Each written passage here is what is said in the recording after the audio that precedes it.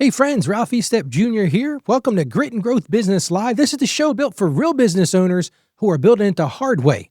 Tonight we're going to talk about real stories, real grit, but also real growth. And if you're tuning in live, can you do me a favor and drop a live in the chat so I know you're here with me tonight? And if you're catching the replay, here's what I encourage you to do. You can put replay in the comments because I always go back and read every single one of those. And tonight we're getting into something that hits every small business owner, whether you've been in business for 20 minutes or for 20 years, and that's delegation. It's that big, scary word. That word we want to say, but it's time actually handing something off, our chest tightens, our brain starts racing, and we quietly whisper the deadliest sentence in small business. It's faster if I just do it myself. How many times have you said that? But friends, that sentence right there, it's the silent killer of growth. It's the reason so many owners are exhausted. It's the reason so many owners are overwhelmed, and it's the reason that so many owners are stuck where they are.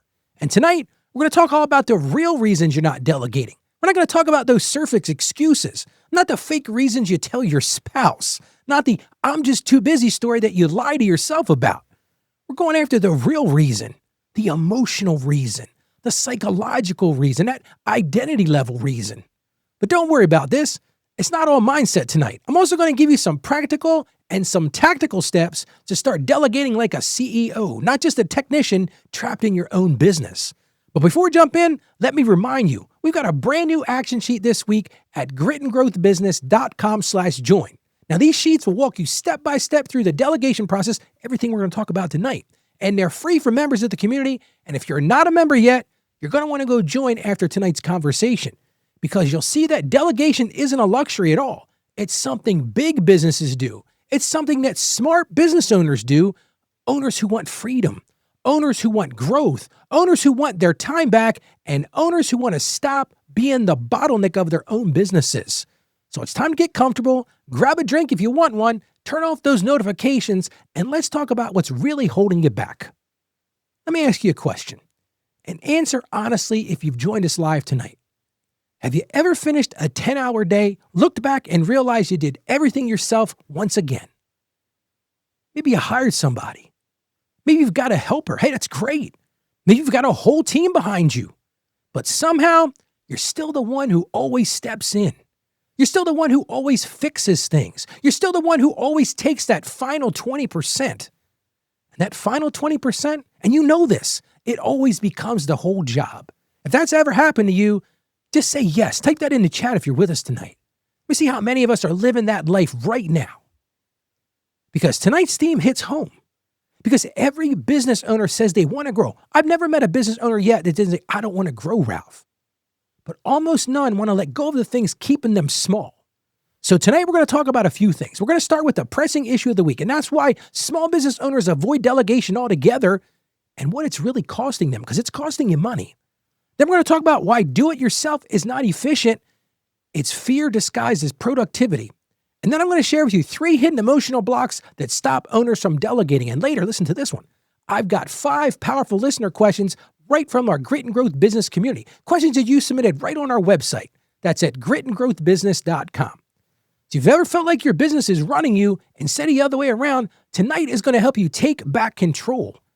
Because the real reason you're not delegating, it's not about skill. It's not about money. It's not about employees. It's about your identity.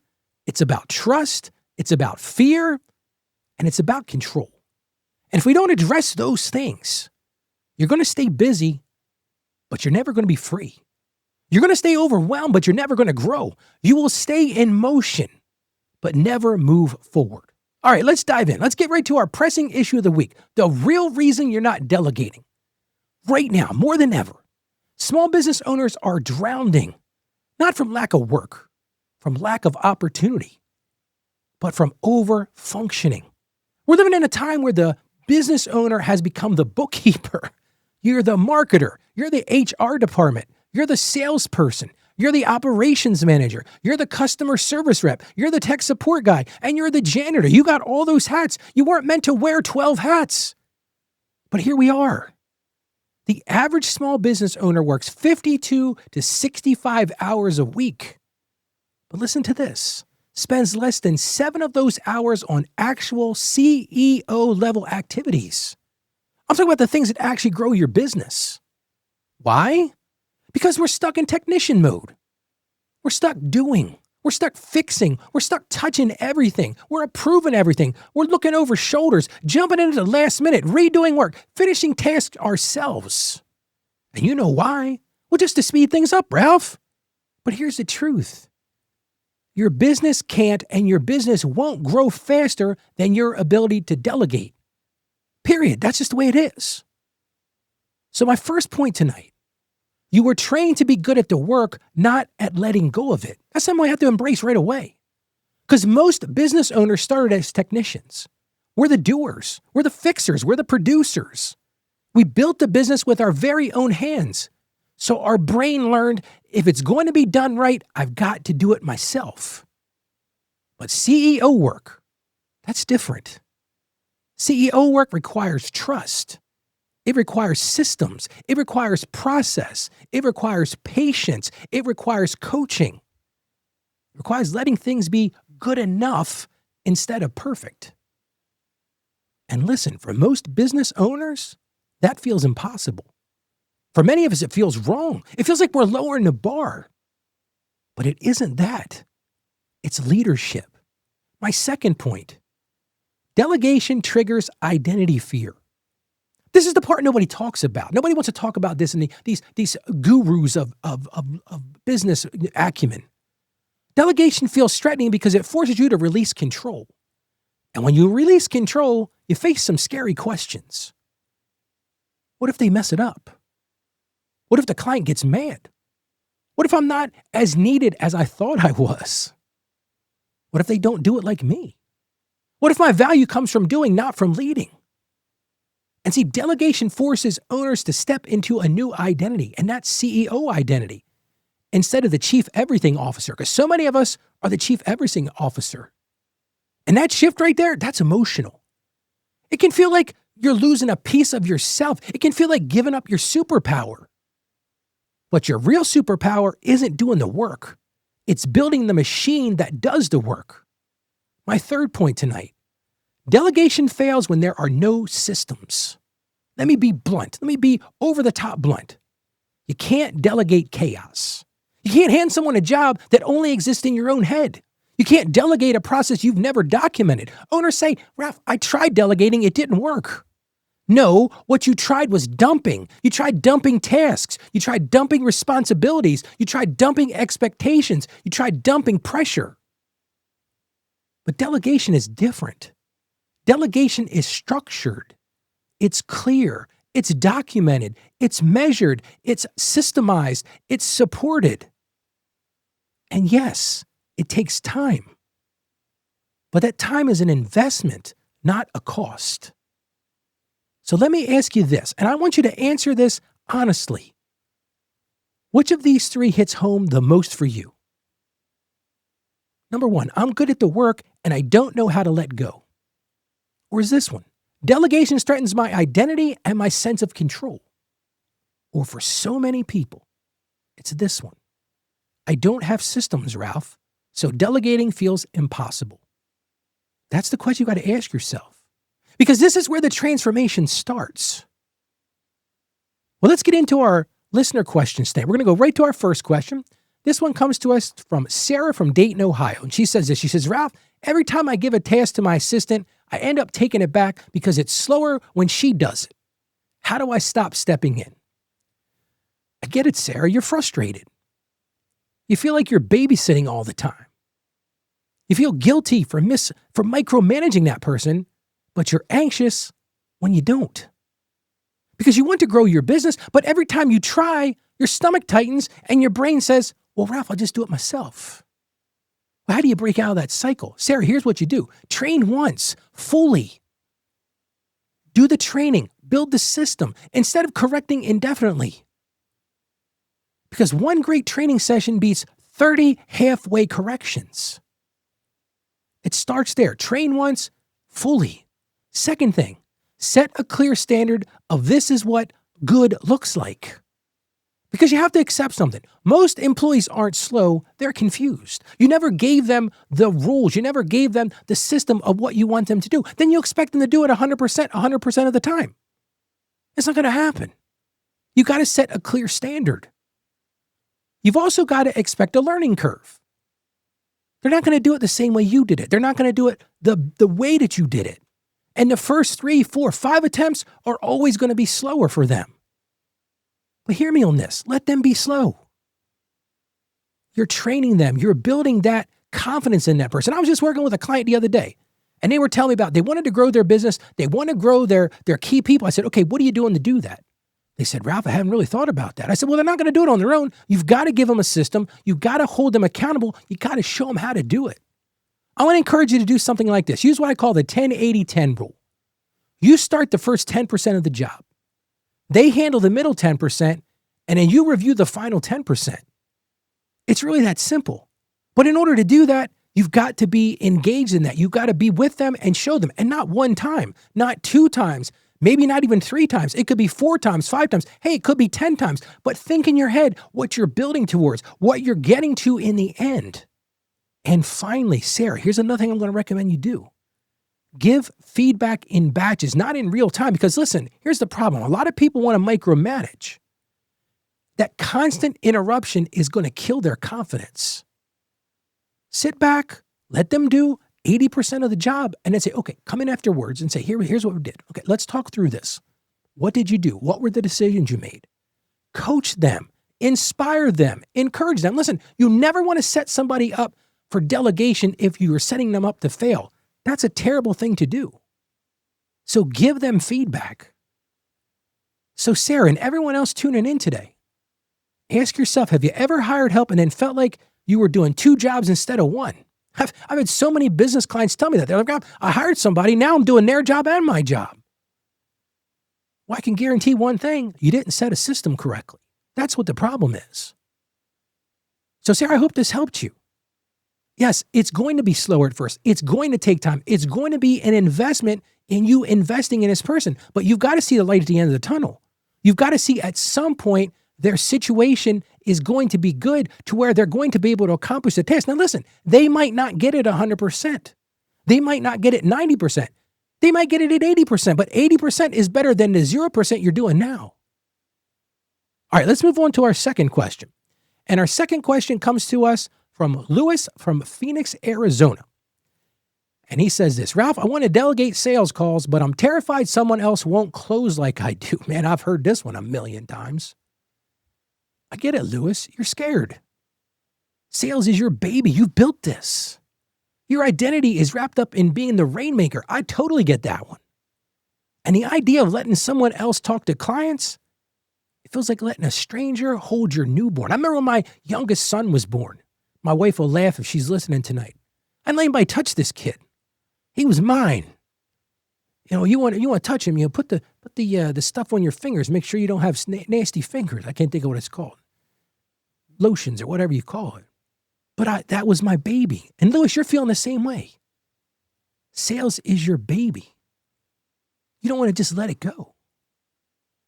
So Lewis, here's what I'm going to encourage you to do.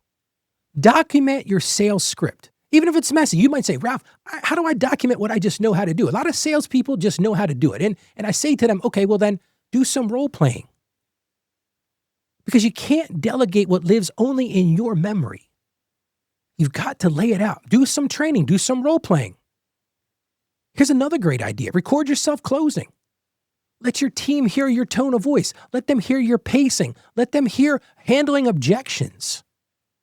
If you want to grow your team, you've got to coach them.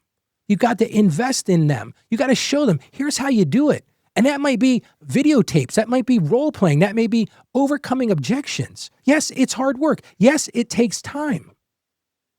And underneath of that, Lewis, hear me on this. You got to transfer the beliefs, not just the script. See, they've got to understand why you believe in your offer. See, a lot of salespeople go into it with, well, I'm going to sell this product. But they're not true believers. And Lewis, my suspicion is if you're a really good salesperson, you're a true believer. You believe in the why of what you're offering. You've got to get your salespeople to think the same way. Because when you believe in it, you can sell it. If you don't believe in it, you're not going to sell it. Have you ever listened to commercials and you hear somebody just yap, yap, yap? You know they're not using this product. You can hear it in their voice. You can see it in their face. Well, if you're going to effectively delegate sales, you better hope that your people understand the why you believe in this offer, why you believe in this service, why you believe in this product. And at the same time, Lewis, set an expectation. They're not going to land 100% like you did. Maybe for you, 80% of my close rate is success. Maybe your close rate is 1 or 3 out of 10. And you're like, Rob, okay, what does that mean? They're going to get 2 out of 10? Yeah, maybe. Or maybe 1 out of 10. But if you go into it with perfection, you're never going to be a delegate. You're going to stay in that role. You're going to stay in that sales role. You're not going to grow to be the CEO. You got to see this as progress.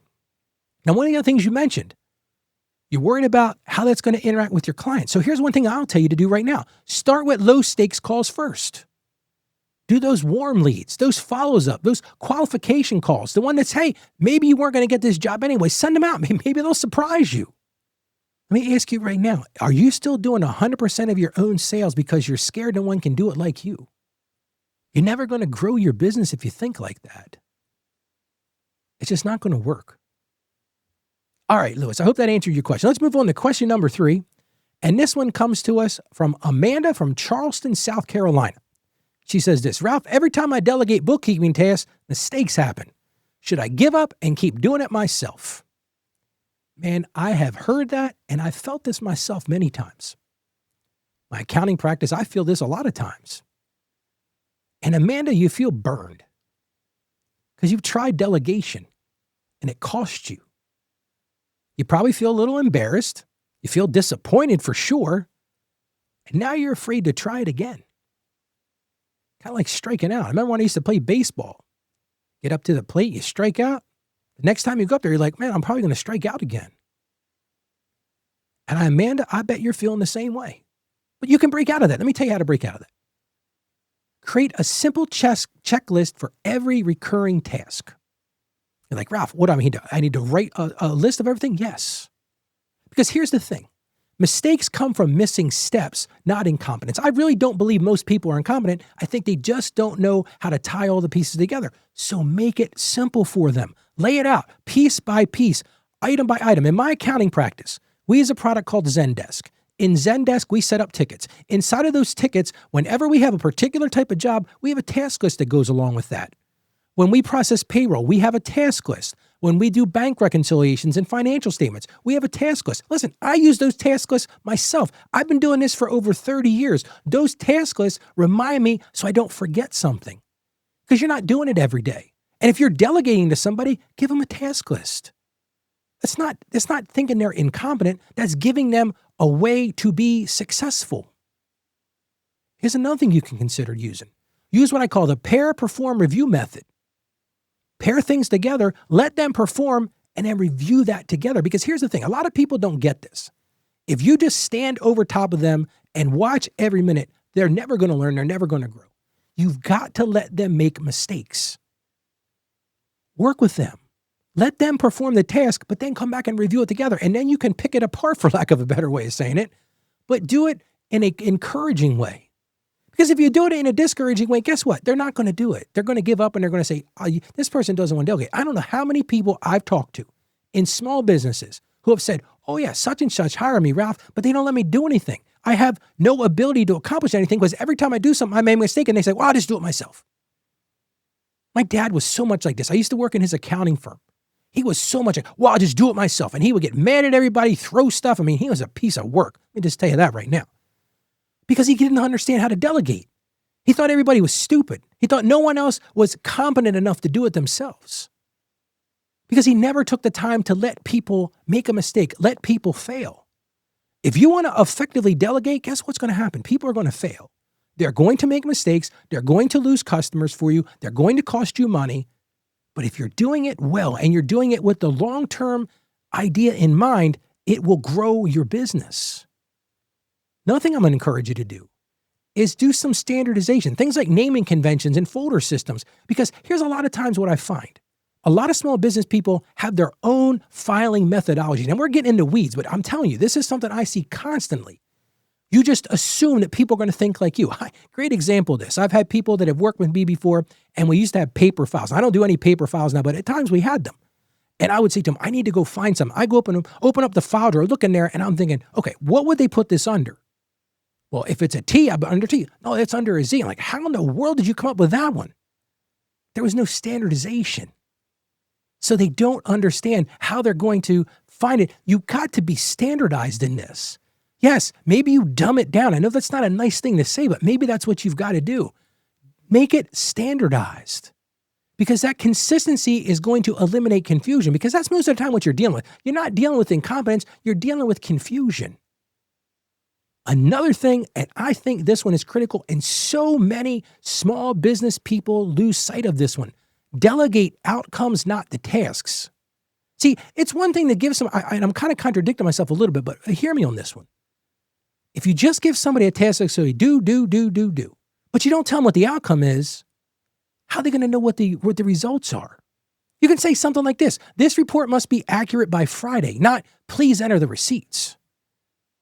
Paint them a picture of what you want the end to be.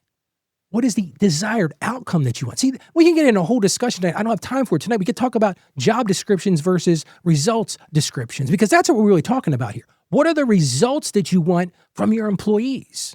If you just want them to perform tasks, you might as well go hire an AI robot. But if you want them to have outcomes, you want that report done by Friday, you want an accurate report done by Friday. It takes more than just entering receipts. But now here's where it gets complicated. You've got to go double check. You've got to audit weekly, then bi-weekly, then monthly. You still got to check, because a lot of people lose sight of this one. They do the delegation for a couple weeks, and I've been double checking. And then all of a sudden they say, well, that person's good. I'm not worried about it. You can reduce that oversight gradually, but you don't want to let go of it ever. I'll give you a great example of that. Used to run a credit union. We had loan officers there that we paid a commission based on the loans that they wrote. And I remember the auditors were going crazy. The examiner's like, you can't do this. They're going to put bad loans on the books. I fought them tooth and nail on this. But what it took was every month I picked out a certain number of each of their loans. I went and audited them. I went and looked at them. I made sure that what they were doing wasn't just throwing junk onto the books. But guess what that took? That took effort on my part. It took oversight. It took coaching again. If I saw something I didn't like, I can't just say, oh, you made a mistake on this. I had to go show them why I felt that they didn't do this one correctly, or why I was concerned about that one. But that's a commitment. But think about what you've committed to. Instead of doing that routine work day in and day out, you're taking a step back, maybe weekly, bi-weekly, maybe even monthly. You're just taking a couple hours or a couple minutes and reviewing the work. So many of us have been burned badly by bad delegation. I get it. But most of the time, it's your fault. It's not the person you delegated's fault. I know that's not a popular thing to say, but it's true. If you don't have a system, if you don't have a procedure, if you don't have a process, if you don't share with them the outcomes, the delegation is not going to work. And you're going to push it right back to you.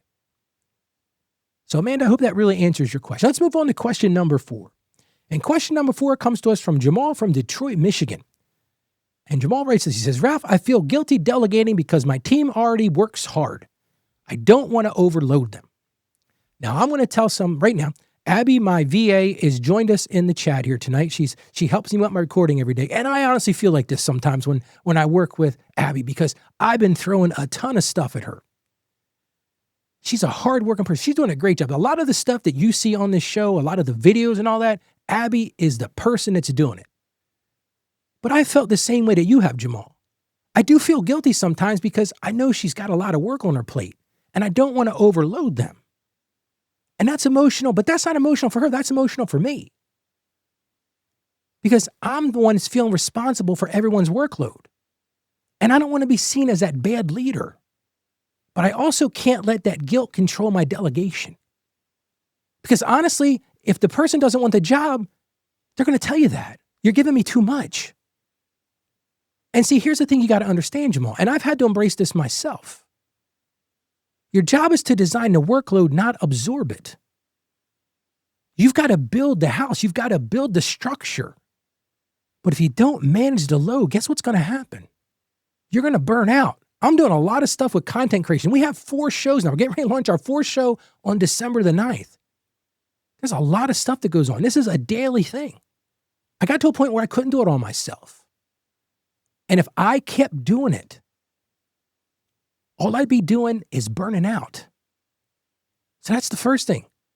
Your job is to design the workload, not absorb it. Second thing, ask your team directly. And I hope Abby would agree with me. Do you feel overwhelmed or do you want some more responsibility? You got to do that because you might be surprised what they say. Just today, we're releasing music videos for one of our other channels. And Abby came to me, she says, Ralph, I would really like to do a video for this. I said, well, you've got a ton of other things to do. And she goes, no, I'm really excited by this. I want to do it. I was surprised by that. But I was encouraged by that because now I gave her the option, do you feel overwhelmed or do you want more responsibility? And she said, Ralph, I want more responsibility. This is what I want to do. Because I see something here. People like to grow. People don't want to be stuck in the same place. People want, because delegation creates advancement opportunities. Your employees, your staff members, your team members are going to see this as a way to advance. You see, if you don't delegate them, you just keep them stuck in their roles and they're going to get burned out. Not only are you going to get burned out, they're going to get burned out. Because people like to grow. People don't want to stay stuck. Now I will be honest with you, you will meet some people in the world that are content with being where they are right now. I honestly think they're toxic cancers for your business. I know that's a harsh thing to say, but I truly believe that. You want people working for you that are dynamic, that want to grow, that want to learn new things, because those are the people that are going to take your business to the next level. Because guess what? As a small business owner, you've got to be reinventing your business every single day, every single week. Because if you don't, your competitors are. And you need to have a staff member, you have the team members do the same thing. So if you don't have people that like to grow, it's time to start looking for new people. Which leads me to this. And Jamal, you've got to do this. You've got to clarify their roles and their bandwidth in writing. Understand what they can handle, put it in writing. One of the things that Abby and I did when we first started a relationship a couple months ago, I said, Abby, what I want you to do is I want both of us to write down expectations. Here's my expectations, here's yours. We did that not because I'm trying to micromanage, because I want her to understand the role. I want her to understand the bandwidth. Because see, if not, it becomes this guilty situation. She's not sure what she needs to do. I'm not sure what she should be doing. But if we put it in writing, if we're clear about it, we don't have that problem.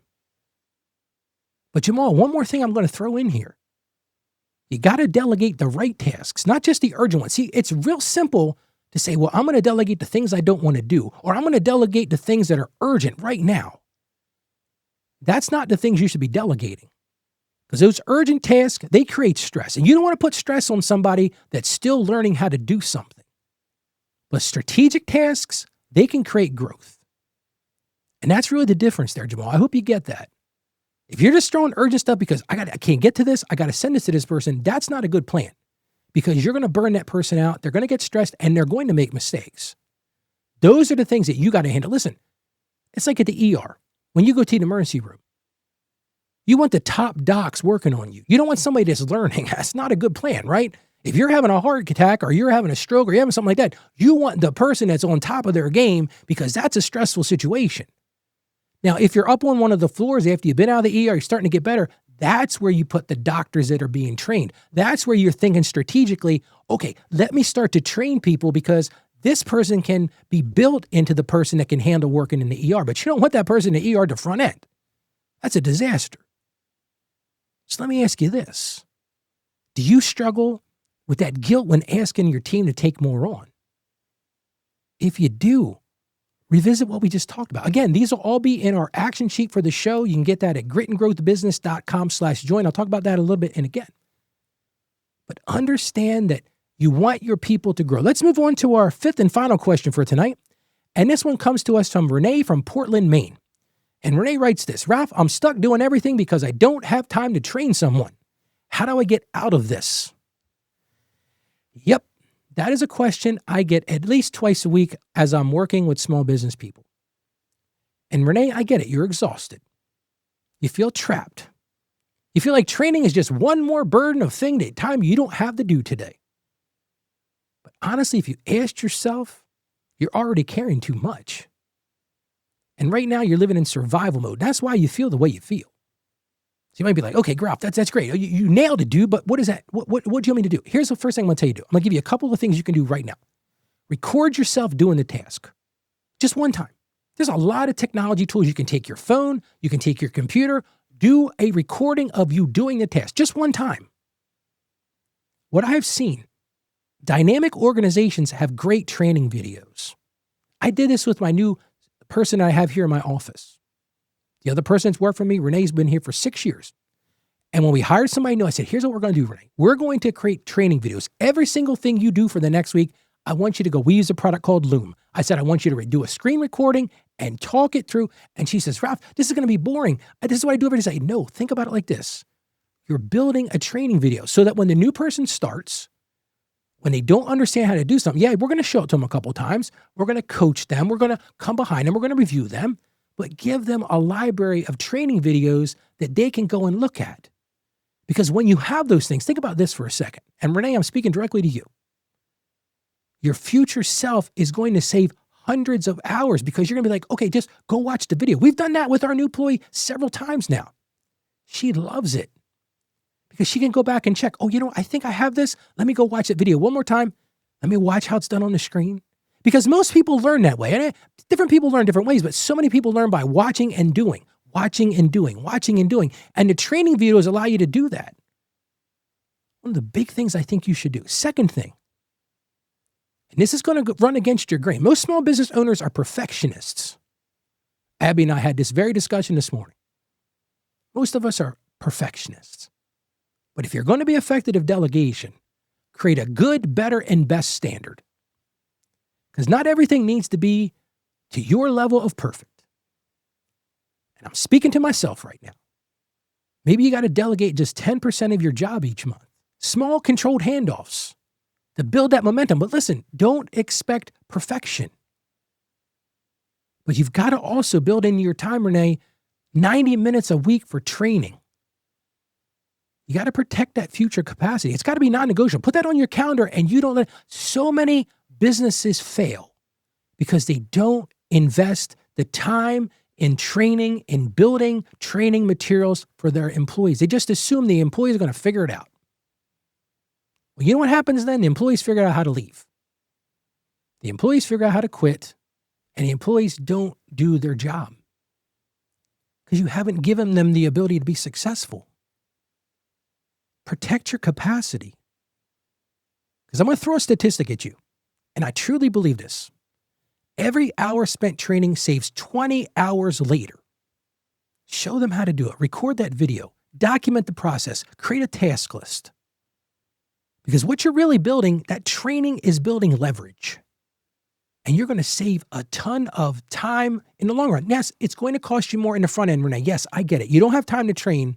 I'm going to argue with them and say you don't have time not to train. That might mean you're going to put in some extra time right now. Yes, you're going to be recording yourself. Yes, you're going to be making tasks. Yes, you're going to feel like, Ralph, I don't have time for this. Well, do you have time to burn out? Do you have time to continue on the conveyor belt you're on right now? Because right now you're in a survival mode. And if you don't get out of that survival mode, you're not going to survive and your business is going to fail. That's tough love, but you need to hear that. Let me ask you this. Do you feel like you don't even have time to breathe, let alone train someone? I get it. Because we're all so busy, right? But we've got to take that time and leverage that training. If we want to grow people, if we want to grow our business, we want to get out of that technician mentality. I was just talking to another client today. We were talking about this very situation. He said, Ralph, I feel like I'm still living as a technician. I said, you are. I said, you want to break out of that? He says, yeah, I want to do that, Ralph. What do I need to do? I said, you need to start building your staff. Well, how do I do that? I said, you've got to invest in them. You've got to have training. He goes, I never thought about that. He said, I just figured they'd figure it out. They're not going to figure it out. They need your help. They need your coaching. They need you to be there to show them the ropes. They need you to be there to review with them. They need you to be there to encourage them. Don't criticize them when they make a mistake. Don't criticize them when they take 10 times longer than you take. I hear so many small business owners say, I can't believe it took them 10 times what it would take me to do it. But they got it done, didn't they? So the next time it might only take them 8 times and maybe 6 times. You get the idea.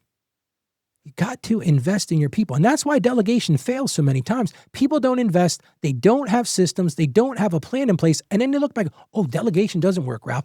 Everything you talked about, Ralph, will not work in my business. You don't understand my business. I understand that you don't know how to delegate because you're probably scared to do it because you're afraid you're not going to have anything left to do yourself. And that's harsh, but it's true. All right, friends, before we wrap up tonight's show, let me speak to those of you who are ready to take this to the next level. If tonight's topic has hit home, if you've realized that delegation is that wall between where you are now and where you want to be, I want to personally invite you to join our community. We talked about this a couple times already. We just launched this private community just a couple weeks ago. It's actually a Patreon community. It's absolutely free for you to join. You can get to it by going to gritandgrowthbusiness.com/join. Again, that's gritandgrowthbusiness.com/join. You just fill out some paperwork, your name and email address. Now, if you want to support the show, you can. There are some higher tier things that will give you individual coaching with me. They'll give you some other things.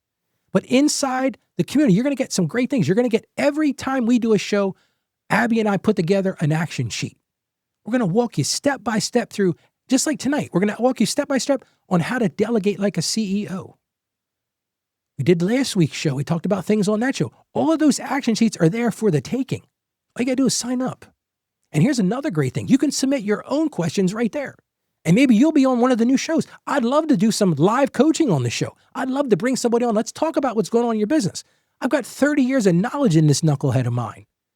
I can help you grow your business. I've seen businesses fail and I've seen businesses prosper. I know what to do to get there. And there's no magic to it. It's grit. It's growth. And as this community builds, we're going to have real conversations with real business owners who are building it the hard way, just like you're doing. And like I said, for those of you who want more, I'm going to also offer one-on-one group coaching for business owners who want to build systems, who want to grow their team, and who want to break free from that technician trap we talked about tonight. This isn't about working harder. It's about working smarter. It's about building a business that serves your life, not the other way around. So let's grow that together.